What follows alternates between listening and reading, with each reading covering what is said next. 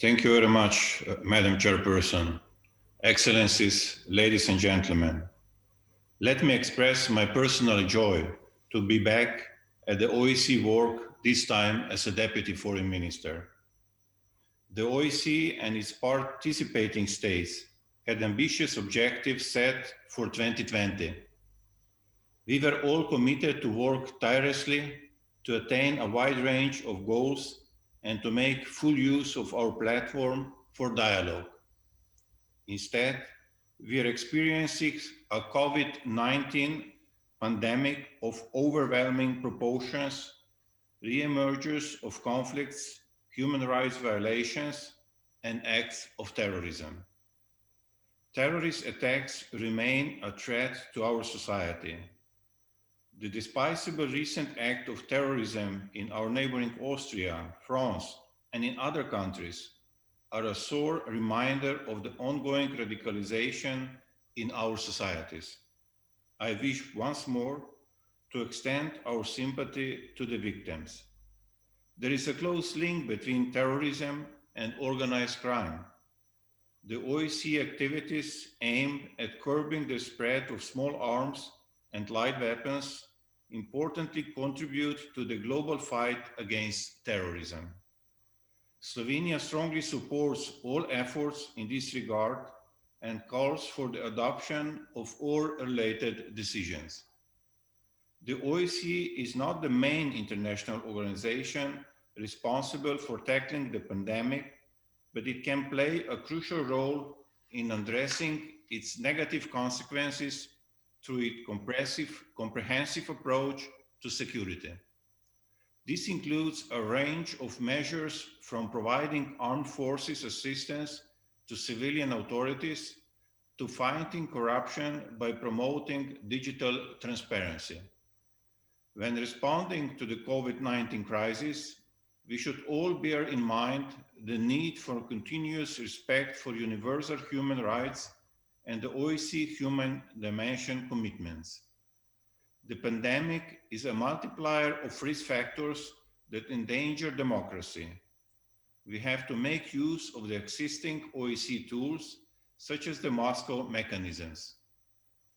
Hopefully, the government of Belarus will see the benefits of the report presented in November and engage in an open dialogue with its opposition and the international community. Slovenia will continue to support the Belarusian civil society, including financially through European Endowment for Democracy Fund. The vision of a new, non-divided Europe from 3 decades ago was also a vision of security and stability. Today, the pillars of the established conventional arms control architecture are eroding due to the lack of trust. We have to reach a common understanding and resolve conflicts peacefully. We have to cooperate constructively in order for the OSCE to be effective in addressing the present and future challenges. Slovenia fully supports the endeavors of the normative format, the OSCE, the Trilateral Countergroup, and the OSCE Special Monitoring Mission to Ukraine. We also support the efforts to resume substantive negotiations to resolve the Nagorno-Karabakh conflict under the auspices of the OSCE Minsk Group co-chairs. At the same time, we should not forget that security risks related to climate change and environmental degradation are increasingly recognized as emerging challenges. They need to be taken into account when devising preventive, peacemaking, and peace-building actions.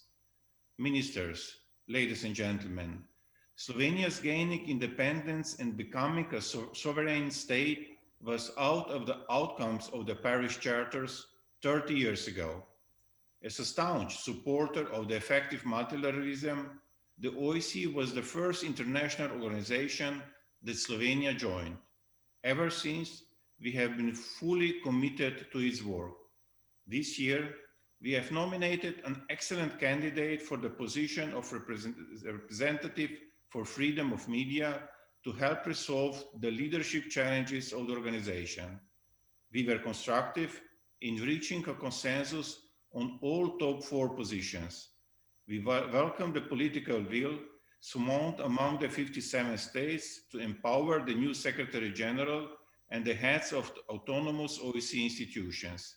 In this spirit, Madam Chairperson, let me commend Albania on skillfully steering the organization in one of the most challenging years in recent history.